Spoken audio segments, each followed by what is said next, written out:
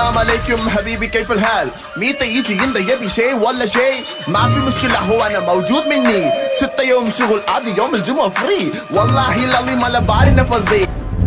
কিরে তোরা কি কিন্তু দিদি ন সারাদিন রেডি করে আসছি